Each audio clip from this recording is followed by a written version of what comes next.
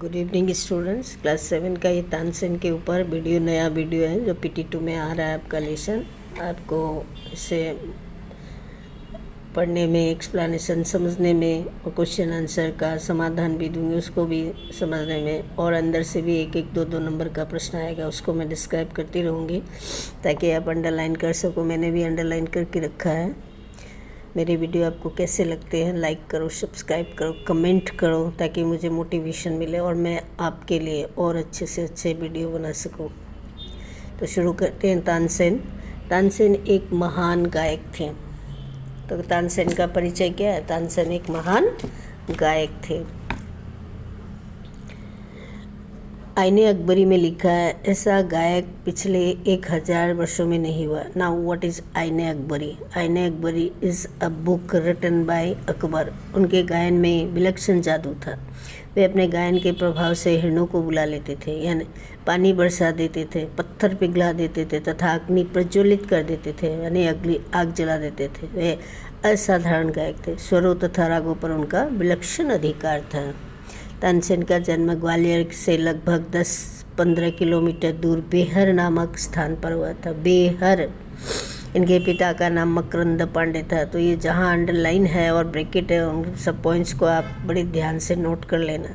वे इस बात से दुखी रहते थे कि उनके कोई पुत्र नहीं था। मोहम्मद गौस नामक संत फकीर के आशीर्वाद तथा मोहम्मद गौस का संत और फकीर थे। आशीर्वाद तथा भगवान शंकर की कृपा से उन्हें पुत्र रत्न की प्राप्ति हुई। किसे? तानसेन के पिता मकरंद पांडे को। तब तानसेन पैदा हुए। तानसेन के जन्म के संबंध में मतभेद है। मतभेद मीन्स कंट्रोवर्सी है। कुछ विद्वान कहते हैं कि उनका जन्म 1532 ईस्वी में हुआ। कुछ का कहना है कि उनका जन्म 1506 ईस्वी में, और कुछ के अनुसार 1520 ईस्वी में हुआ। अभी हमें नहीं मालूम कैसा हुआ, हमें बुक के आधार पर ही लिखना होगा। तानसेन का मूल नाम तन्ना मिश्र तथा त्रिलोचन मिश्र भी था। दोनों याद रखना। तन्ना मिश्र बचपन में नटखट प्रवृत्ति के थे। वे पशु पक्षियों की हूबहू बोली निकाल देते थे। इनका स्वर भी बहुत अच्छा था। एक बार स्वामी हरिदास अपने शिष्यों के साथ खेतों की ओर निकले। स्वभाव के अनुसार तानसेन शेर की बोली निकाल रहे थे। शेर की गर्जना सुनकर स्वामी जी डरे तो नहीं, किंतु तानसेन की इस प्रतिभा से प्रभावित हुए। तानसेन को संगीत शिक्षा हेतु अपने साथ वृंदावन ले आए। तो तानसेन को संगीत की शिक्षा किसने दी? स्वामी हरिदास ने।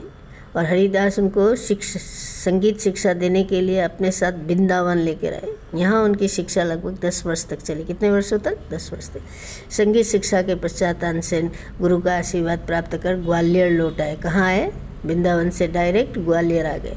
इसी समय इनके पिता की मृत्यु हो गई। पिता के आज्ञानुसार ये संत मोहम्मद गौस के साथ ग्वालियर में रहने लगे। Who is Mohammad Ghaus? वही संत था जो उसके पिता को आशीर्वाद दिया था कि जब पुत्र होगा।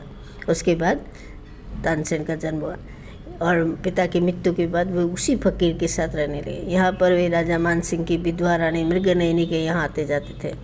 मृगनयनी एक कुशल गायिका थे। कौन थी मृगनयनी? मानसिंह, राजा मानसिंह की विधवा रानी, यानी मानसिंह उस समय उनका इंतकाल हो चुका था। अब तक तानसेन भी गायन के क्षेत्र में प्रसिद्ध हो चुके थे। रीवा के राजा रामचंद्र ने इन्हें अपने यहाँ बुला लिया। कहा जाता है कि तन्ना की अलौकिक संगीत प्रतिभा से प्रभावित होकर ग्वालियर के राजा विक्रमादित्य ने इन्हें तानसेन की उपाधि से सम्मानित किया था। तो किसने ये उपाधि तानसेन दी? ग्वालियर के राजा विक्रमादित्य ने इन्हें तानसेन की उपाधि से सम्मानित किया था। अकबर ने तानसेन की काफ़ी ख्याति मीन्स पॉपुलरिटी सुनी। वे तानसेन को अपने दरबार में लाने के लिए आतुर थे।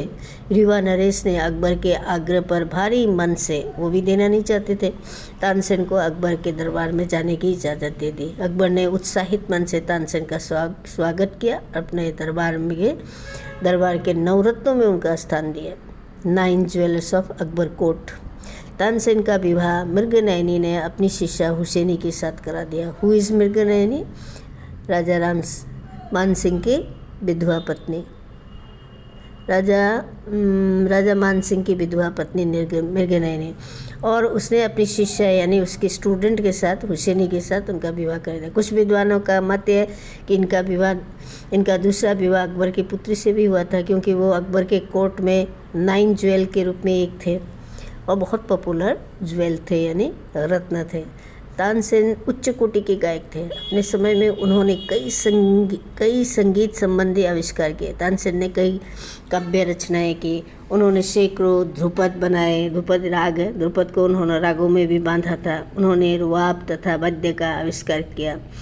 रुबाब नामक वाद्य का आविष्कार किया। म्यूजिकल इंस्ट्रूमेंट है रुबाब, बीना के आधार पर किया। उन्होंने कई रागों की रचनाएं भी की। तानसेन की कला प्रशंसा चारों ओर होने लगी तथा अकबर ने उन्हें अपने यहाँ के 36 उच्च कलाकारों का वरिष्ठ बना दिया, यानी टॉप मोस्ट बना दिया।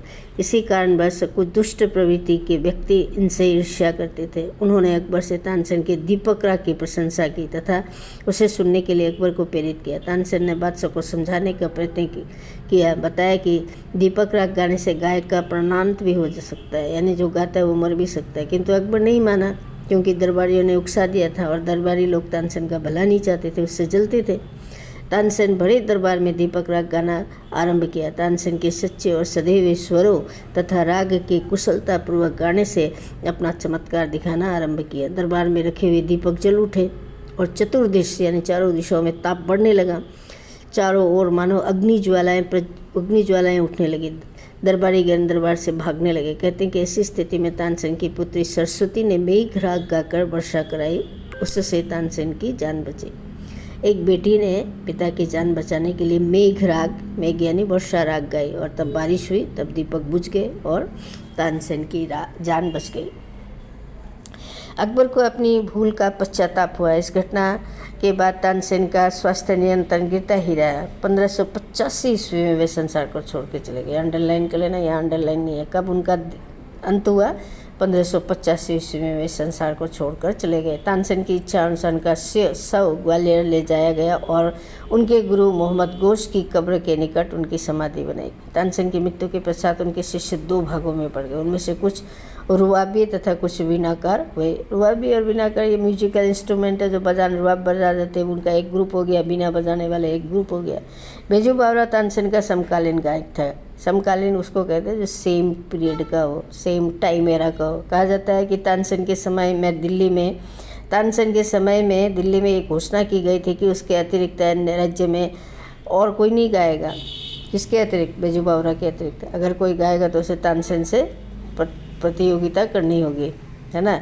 तो तानसेन ने ये घोषणा कर दी थी कि तानसेन के अलावा और कोई नहीं गा सकता और जो गाएगा उससे तानसेन से प्रतियोगिता करनी पड़ेगी, यानी कंपटीशन करना पड़ा। पराजित होने पर व्यक्ति को मृत्युदंड भी दिया जाएगा। बैजू बावरा ने तानसेन को पराजित किया। घोषणा के अनुसार तानसेन को मृत्युदंड मिलना चाहिए था, परंतु बैजू बावरा ने अपनी विशाल सहृदयता का परिचय देते हुए तानसेन को क्षमा कर दिया। संगीत के क्षेत्र में तानसेन का नाम अमर रहेगा।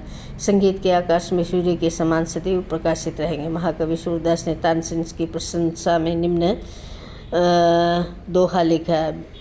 विधना ये जी जान के शेष ही दिए न कान, धरा मेरू सब डोलते तानसेन की तान। तानसेन के पिता का नाम क्या था? मकरंद पांडे। तानसेन के संगीत की शिक्षा किससे प्राप्त की थी? स्वामी हरिदास से। तानसेन का समकालीन श्रेष्ठ गायक कौन था? बैजू बावरा। दीपक राग से उत्पन्न ताप से तानसेन की रक्षा किसने की? उनकी पुत्री सरस्वती ने मेघ राग गाकर वर्षा कराई, जिससे दीपक बुझ गए और तानसेन की जान बच गई। लेकिन इस घटना के बाद तानसेन का स्वास्थ्य निरंतर गिरता रहा। ये मतलब छोटी सी मैंने थोड़ा ऐड कर दिया। अगर नहीं आए तो मत लिखना, जानना ज़रूरी है। जब थोड़ा ज़्यादा जान लोगे तो कोई नुकसान नहीं है। तो उम्मीद है आपको पसंद आएगा। Once again like, share, subscribe, comment. How do you take my videos? Is it impressive you or not, influencive you or not? Please tell me, let me know. Bye, take care, good night.